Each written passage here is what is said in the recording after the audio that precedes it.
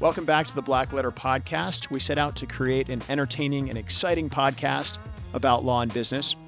Black Letter, the name, comes from the Gothic typeset. Over time, Black Letter became the only font that English law books were printed in. It made it harder for kind of the common person to understand what the English law books said. Black Letter came to represent something that was law, that was set in stone, that was sort of old and a well-settled fundamental principle of law. We're here to demystify black letter law. We're here to demystify things that happen in business and law and where those two meet. And I hope you have fun listening.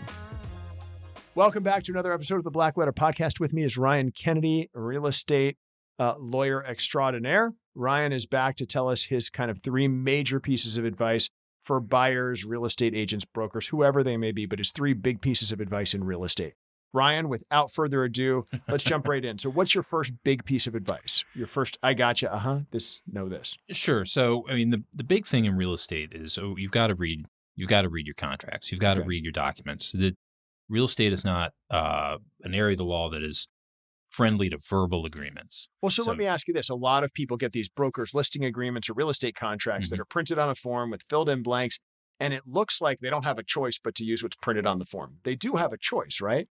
They do have a choice. The form is not the law, right? Right. The form does not make the rule. Right. The forms are often generated by a third party that maybe they're licensed to whoever's putting them together, but they're not clad in stone. And you're often not stuck with that contract. You're not stuck. And often you see addendums written up, and the worst ones are always the ones that are written without an attorney, without the benefit of someone who's experienced. So I'm going to share a story briefly, Ryan, and you can give me your opinion. I had a client that a vineyard that was selling the vineyard, not selling the business. Well, selling the business of making the wine at the vineyard, but not their brand.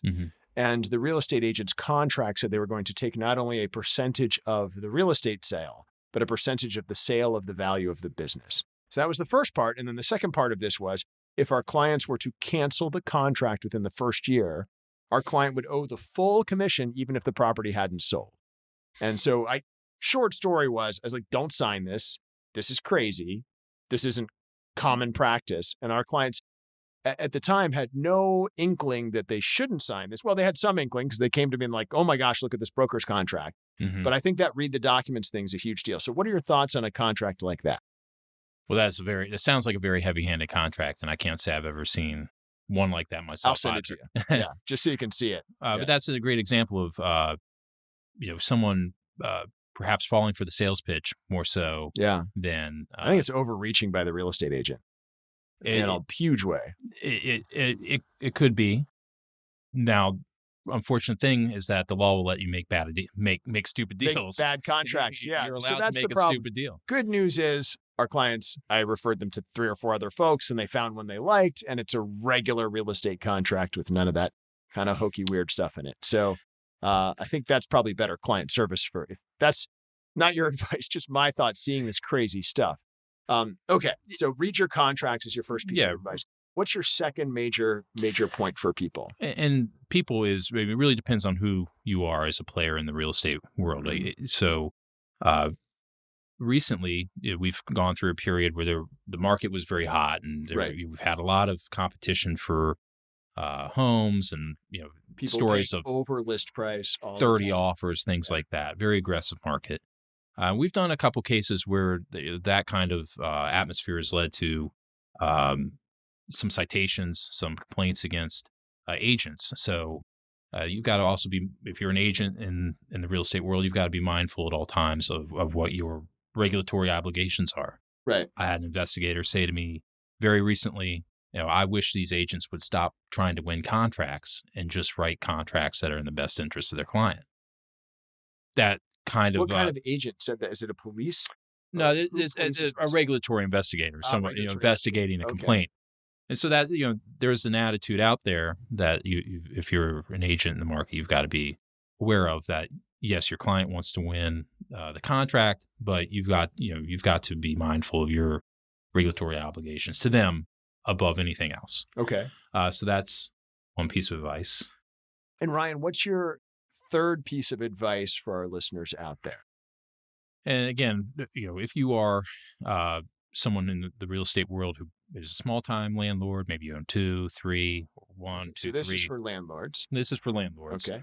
These are people we do a lot of work for, in a lot of different contexts. But the most common one is that always comes to mind is some small-time landlord. They own 1 to 3 perhaps units that they rent out, and they're trying to do it themselves. Right. And it only takes one bad tenant to find yourself just absolutely spinning your wheels. And residential real estate can be a mess. It can be a mess. Yes. So I always recommend, we have a number that we work with, property management companies. If you're a landlord, it can save you a ton of heartache, time to have that buffer between you and a tenant. Does it save you money? Are they expensive?